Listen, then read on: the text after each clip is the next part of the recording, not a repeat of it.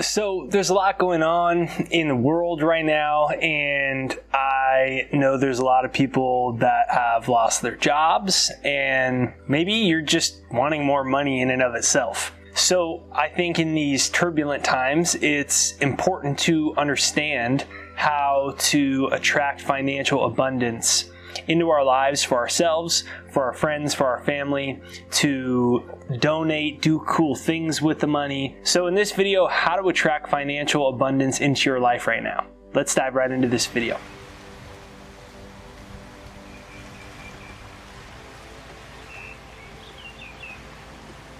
In order to attract financial abundance into your life, you actually have to believe that you're worthy of having it.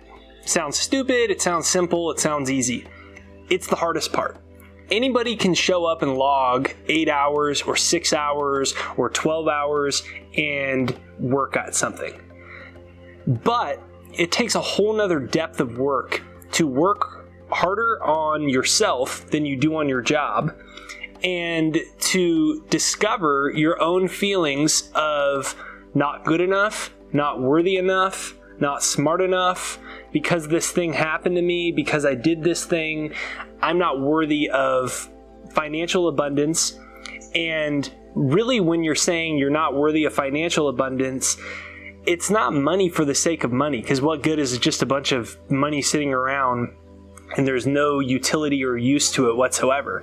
It's the things that you can buy with it. It's the things that you want most out of life if money was no object. So if money was no object, what would you have, do, and be in your life? Well, we live in a dimension where, like it or not, you can fight all you want about it, but we use something called money. Really, it's called currency. It's issued by the government, but for this instance, we'll call it money.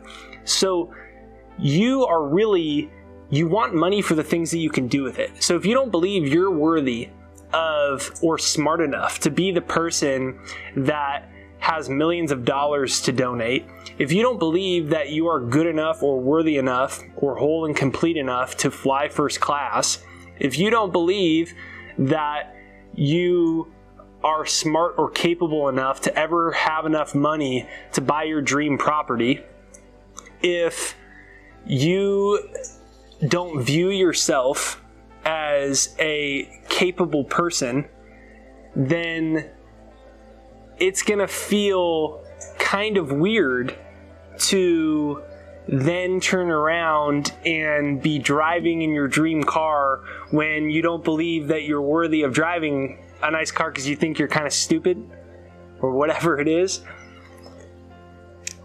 So let's get that out of the way right off the bat. So first of all, you have to believe that you're worthy of it. The second phase of that is you need to understand that nobody is losing by you getting something. Because that's the core of it. It's like, well, if there's so many people that don't have a lot of money, then I shouldn't have a lot of money. They could just have some of mine. Well, quite literally, there's an infinite amount of money, currency, printed every single day. They're printing so much money that it's actually losing its value, but that's not the point of this conversation. The point of this conversation is that money is quite literally printed by the millions, so the idea that you aren't worthy of having it doesn't make any sense, and the idea that by you getting it, you're taking away from somebody else doesn't make any sense either. How are you going to help poor people by being poor? How are you going to help people that don't have education by you not having any money to improve education? How are you going to help inequality? How are you going to help anything that you care about if you don't have any resources? Because that's really all money is. Money is resources, money is energy, and money is time. And if you don't believe you're worthy of having the resources that you want, the time you want, and the freedom that you want, then you're not going to have the money to buy and supply that level of resources, time, and freedom that you want. And then it just becomes this never-ending cat chasing its own tail where you're like, oh, I need more money to pay my rent. Why am I not making it? I watched this video on the law of attraction and Jake Ducey and stupid guy made this video and it's still not working for me. And I'm working hard. I'm showing up. I'm working 8 hours a day. And look at him. And he's not working as much as I am. And because we're stuck thinking that attracting a lot of abundance has to do with what you do on the physical plane. Yes, there is a component of physicality to it. You certainly need to be able to be productive, concentrate, not procrastinate, work hard at the things that you're supposed to be working at, come up with the right ideas. Sure, all of that, absolutely. I'm not debating that. But what I'm debating is that in order to have a huge shift of financial abundance coming into your life, it's much more about an emotional shift and a feeling of worthiness and making the space for it subconsciously than it is about doing some certain study hack or productivity tip. So this all comes back to the core of recognizing that what is anything? What is anything in this physical world? What is my hair? What is my shirt? What is my face? What is a $100 bill? What is a notepad? What is a battery on a microphone? It's all just energy. That's all anything is. It's all just energy. So the idea that you wouldn't be worthy of energy doesn't make any sense. Or the idea that if you have less energy, somebody else could have more. Doesn't make any sense because energy is infinite. Energy can never be created or destroyed. All the energy that ever was and ever will be is 100% evenly present at all places at all times. There's one universal mind. It's totally infinite in nature. Call it consciousness, spirit, God, whatever you want to call it. Alan Watts says you can't get wet by the word water. So call it whatever you want to call it. But the idea that if you have less of something that's infinite, somebody else will have more, doesn't make any sense. And besides, if you could show them how to tap up to the infinite storehouse of wealth and to be that person, you can uplift the other people that don't have it. You can show them how to do it instead of giving them some fiat currency and say, you could have some of my fiat currency. Here, let's eat it together. Let's eat it. No, you want to show other people that they can do it too. So then everybody becomes wealthier. So instead of a small pie that we all split, what about showing people how to bake pies? So then we have an infinite amount of pies. But this all goes from a perception shift to instead of looking at it like a finite world, there's only so much resources, there's only so much money, there's only so much success, there's only so much dream lives that people can have. And so therefore, let me judge myself to determine whether I'm good enough or worthy enough of having a lot of money and freedom and time. And yeah, I'm not worthy, so therefore I won't have that much. It goes from this finite world of viewing yourself as a little body and being in this little dog-eat-dog finite world to recognizing that you are in an infinite world. Consciousness is infinite in nature. You're much more than a body. You're a spiritual being in a physical body. And that wanting more money is really just wanting more life and the things that you can do with more time and more freedom, because that's all money is: time and freedom and resources. And if you have more time, money, and resources, you have more time, money, and resources to enjoy life and live life to the fullest and explore and do the things that whatever it is that you're meant to do as a person. So it's actually totally divine, holy, worthy, right, and good that you should want money and you should want the things that you could do with money, because it's really just you wanting fuller life. See how this perception shift, all of a sudden there's no longer resistance. And when there's no longer emotional resistance, then you make the space for energy to come in. When there's no longer an energy or a vibration of resistance, what does that mean? There's literally no more resistance, right? Which means you open up the space for more abundance to come into your life and feel good about receiving it. And feel good about having it, and feel good about charging for it, and feel good about saving it, and feel good about spending it, and feel good about marketing it, and feel good about telling people about it, and feel good about giving it away, and feel good about having it, holding it. Because you're worthy of it. And all of a sudden it creates this ebb and flow of this energy system, and you realize that money is just another part of this giant energy system, this giant energy field that we're interacting with. And the more that you give, the more you're going to receive, and the more comfortable you are receiving, the more you're going to be able to give. Because you can't give stuff if you aren't comfortable receiving. You know that one awkward person that always tries to give you stuff but never wants you to give it to them? And you're like, bro, why do you have to be so awkward? So recognize that God created this time in human history where we need what we call money for our own evolution and for the current levels of advancement of our civilization. And so therefore, money is divine in nature. It's good for you to have it. You're good enough. You're worthy enough. And guess what? You might be like, well, I'm my GPA and I'm not smart enough. There's a bunch of people that are probably a lot less smart than you that have a lot of money. Money has very little to do with your intelligence. It has to do with how you direct your energy, how you direct your intention, how you direct your ideas, how you direct your resources. A lot less to do with intelligence. A lot less to do with, like, how many people do you know are always busy and always working, but they're not making significant financial progress? If hard work alone brought money, why is it that all of us work 40 hours a week, but very few people have a lot of money? Boink. Well, where does money come from then? If it doesn't come from hard work alone, there must be another component. Maybe it has to do with me feeling like I'm good enough, smart enough, worthy of receiving it. Maybe it has to do with me feeling okay charging for it. Maybe it has to do with me starting to save more than I'm spending. Maybe it has to do with believing that I'm worthy of having the things that I want. And maybe if I can work on that thing that I can control, some of the other things that I can't control, like who buys my stuff and who shows up and will this job work and this thing work. Some of those things I can't control, they'll sort themselves out because I fixed my inner world.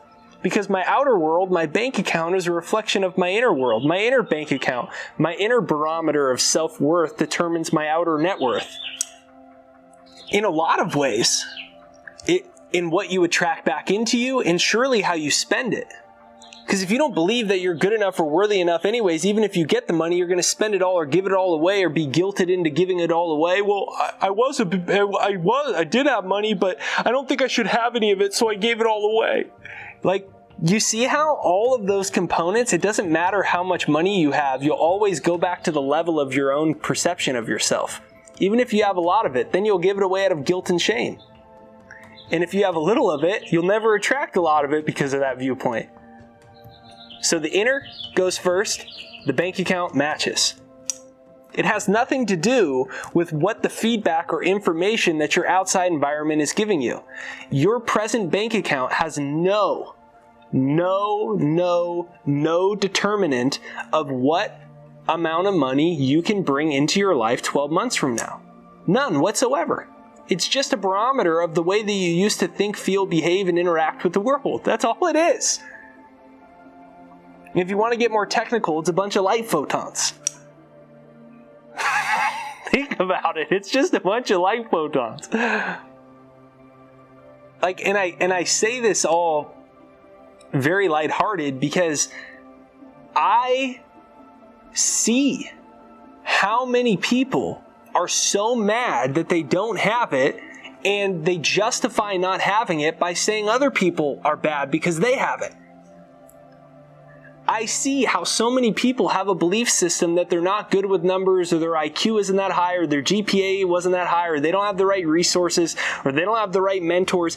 They justify why they're stuck in the crap that they're stuck in. It's like going and walking on a horse trail and stepping in a bunch of horse poop and then justifying why you're staying in the horse poop instead of getting out of it. It's warm. It's warm. And we just stay in it, right? And it's comfortable to be in your idea of yourself and your idea of reality. Even if you don't like it that much, it's still comfortable to be in it because we've had all this chemical stimulation of reinforcing our reality. Our nervous system is used to it. Our brain is fired and wired that way. Well, what if you're way more than a body? What if you are quite literally made in the image of God? What if you quite literally are a divine being and every single cell of your body is this thing? And so it's no question of whether you're good enough or smart enough to succeed. And what if you're meant to enjoy the things that you want out of life? I can tell you for myself, when I made that shift, it opened up my whole life.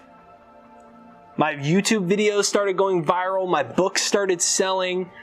Because I had books and I had everything I was doing, but I wasn't getting financial progress, and I worked all the time. I was a workaholic. I always worked all day. All I did, never did anything but work. But my books didn't sell that well. I never had that much money. I didn't get that many speaking engagements. My videos never went viral. Not only did they not go viral, nobody watched them at all. Besides me on 5 different computers trying to trick the YouTube algorithm. Ha! Let me go into the public library now. Ha ha ha! Username, David Thompson. Ha! Okay, then I go on another computer. I'm just joking. But, so, riddle me that. Why did I work so hard? Why did I do all of these things? And I went and I called every school to try to get speaking engagements. I went and called all these colleges. I went and called all these publishers. I went and did everything. All I did is work. And then I realized that I had all these limiting beliefs, and I realized I thought money was bad. I realized that I thought money was evil, and I still see all these comments. It's insane to me when people leave a comment and they say that money is the root of all evil. It is insane. But I believe that. If you want to say money is the root of all evil, at least be correct in your statement and say that greed is. Not money, greed. And so I make all these shifts, and then my videos start going viral. I started hypnotizing myself every single day. I started questioning all my belief systems, like, I'm too young to be successful. Well, is there really an age at which I'm supposed to be successful and not successful at? Well, why are there 70-year-olds that are broke, and why are there 18-year-olds that are millionaires? So that's a juxtaposition. That doesn't make any sense. Let's throw that belief system out the window. The next one, well, you need a college degree. Well, I didn't have a college degree, so I could choose to believe that I wasn't allowed to be successful because I didn't have a college degree, or I could change my belief system. I decided to change my belief system. I realized it was just kind of like that. I could just erase old ideas that I had and put some new ideas in. And when I started erasing the old ones and putting ideas that were more compatible with having money, my bank account started to change. It's slimy to market. That's what I used to think. Oh, it's slimy to do sales. It's slimy to tell somebody that I have something that I want to sell that I think can help them. Sales are bad. Really? Because sales help people. They're really good. Have you ever met somebody that's bought something that changed their life? Yes. Well, that was sales. Again, it goes back to greed, not if sales are good and bad. You go back to greed at the cornerstone of it. That's the destruction. So it's like this type of shift to a fluid universe that you are co-creating with, and that you aren't separate from God. You're a divine being, money's useless in and of itself. It's like a bunch of turd if it's just sitting around doing nothing. You got to do something with it. So what is the point of money? Well, maybe you want a house. Maybe you want first class flights. Maybe you want to put your kids in a nice school. Maybe you want better insurance. Maybe you want to donate to your favorite charities. Maybe you want to change the world, and maybe you want to fund businesses. Maybe you want more free time and you want to do less stuff that you don't want. Maybe you want horses. Maybe you want to live in a mountain. Maybe you want to be closer to a beach town. And all these things cost money. So you don't want money in and of itself. You want the things that you would have if money wasn't an object. If money didn't matter and money didn't exist, then you want those things. But they do exist, so you might as well want the money because they're the things that are going to be accomplished by having it. Well, I don't want money. I don't want to live in a world with money, bro. Well, tough luck. When I lived in Maui, I didn't want to live in an island with a lot of wind. I didn't like the wind that much, and it was really windy every day. Well, I could drive myself crazy every day wishing for a different wind. Whereas Jim Rohn says you could set a better sail. Set a different sail. It wouldn't do any good if I sat on my porch every day, the wind blowing in my face, and said, I wish it wasn't windy today. Well, it was windy the last 365 days, and it's probably going to be windy tomorrow too. So, like, people in Maui learn how to windsurf. Take advantage of it. So it's like you live in this dimension of money. You could hate that that's so, or you could do cool stuff with it. Or you could improve your life with it. You could improve other people's lives with it. You could uplift your friends, your family, your community. You could change the world with it. Whatever you want. Your charities, your nonprofits, your religion, your health, whatever. I don't care. Do whatever you want with it.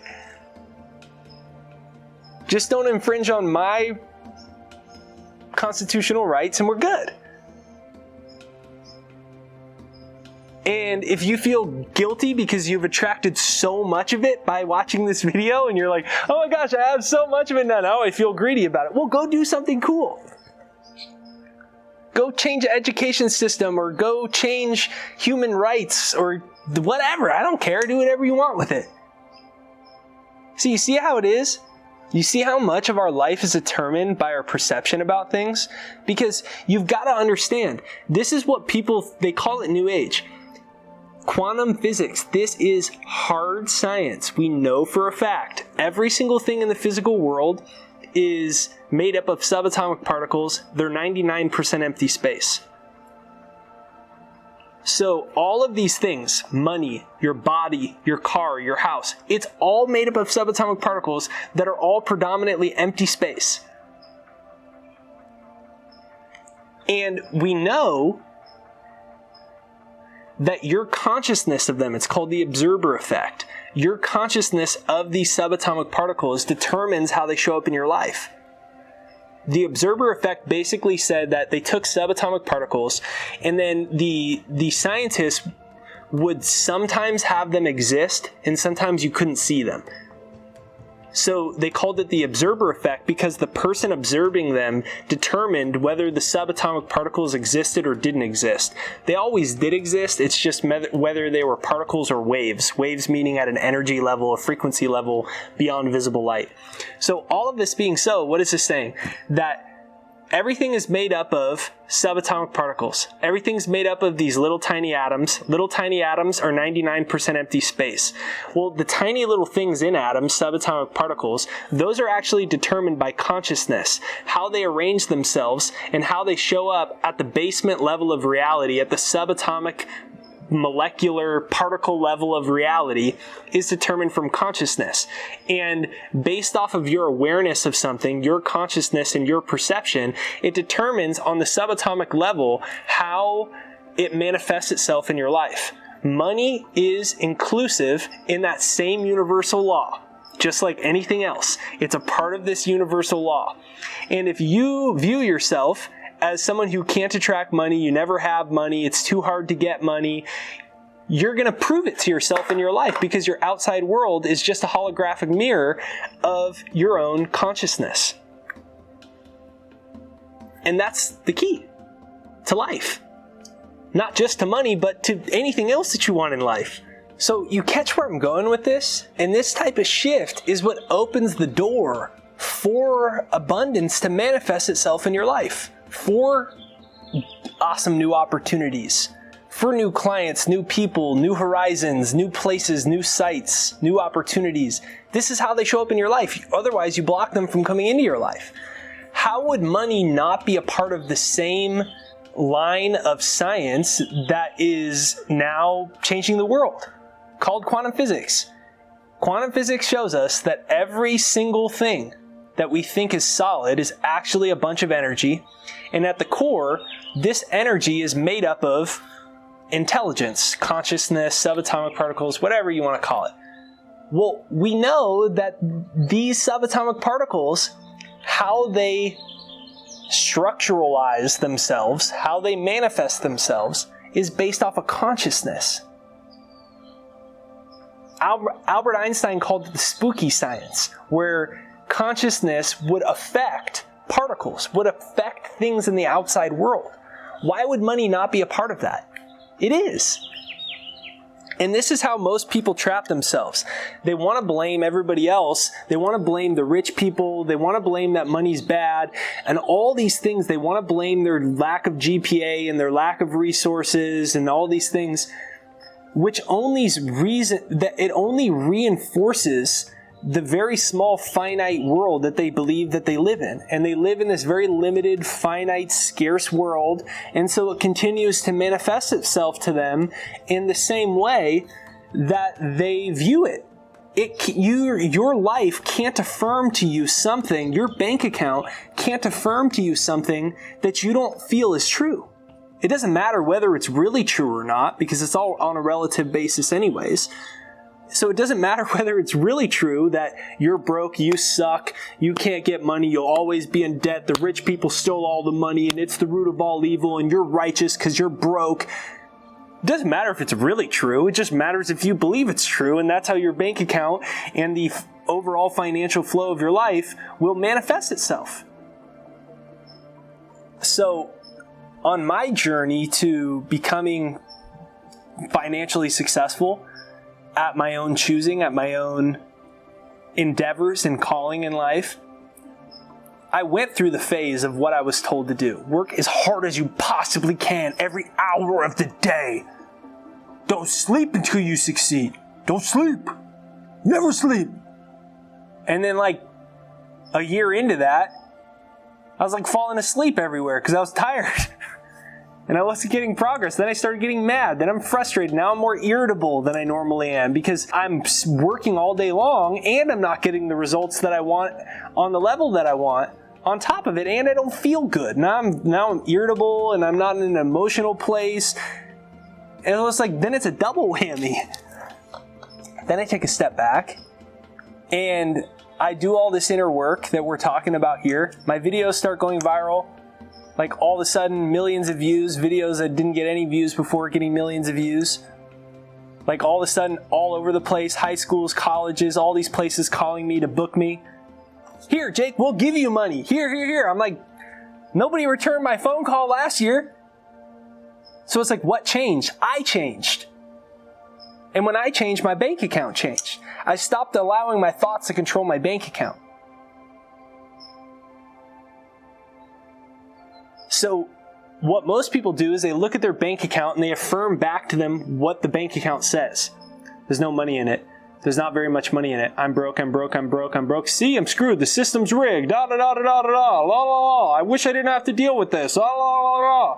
And so they just keep reinforcing it. Well, what if instead you allowed your conscious free will, your own thoughts? So does your bank account control your thinking? Or does your thinking control your bank account? And this one you recognize, yes, my thinking does control my bank account. That's the truth. Most people don't want to know that truth because it's too much responsibility. They'd rather blame the boogeyman and they'd rather blame the system and they'd rather just say money's the root of all evil and whatever other stuff. They'd rather just do that and then get mad at you for having it. And then wish they had it deep down and then get more mad that they don't have it because they see their bill coming in, there's not enough money in it, and then they're like, I wish I had it, but then they project it as being more mad at everybody else and making more reasons, digging into the sand why they don't have it, blaming everything else, which just brings them further away from ever solving their financial problems. See how it is? It's a funny paradox. So at the core of your financial life rests your own perceptions, your own beliefs about yourself, your own beliefs about reality. Do you believe you live in a friendly universe where if you take chances and risks, when you get on the phone and you make that sale and you market that thing and you do that thing, do you believe that you live in a friendly universe?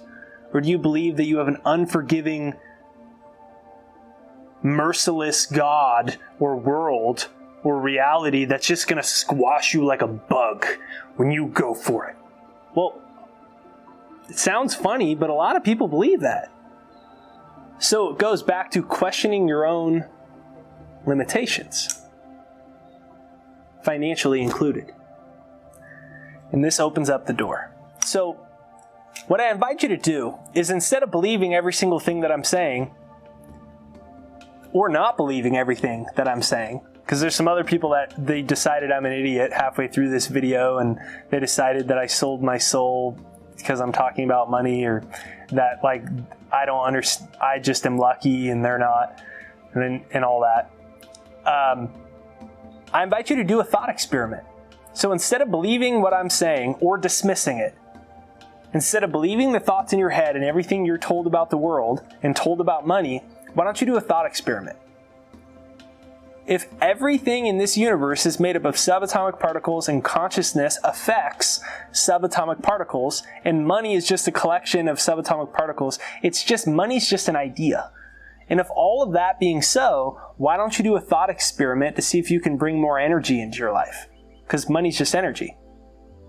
Money's useless. Money is just a medium for you to get the other things that you want. So why don't you do a thought experiment and see if you can get a first-class flight, land that sale, have a nicer house that you want to live in? Why don't you go on Trulia or Craigslist or Zillow and find the house you want to rent or the house you want to own? Why don't you go look up some of the clothes that you would wear if you had a little bit more money? Why don't you go look around at the charity you would start, or what places you would donate to? Why don't you just do a thought experiment and see, can I create an extra $10,000 in my life over the next 30 days? Can I create an extra $1,000 a month? Can I attract an extra $500 in the next 72 hours?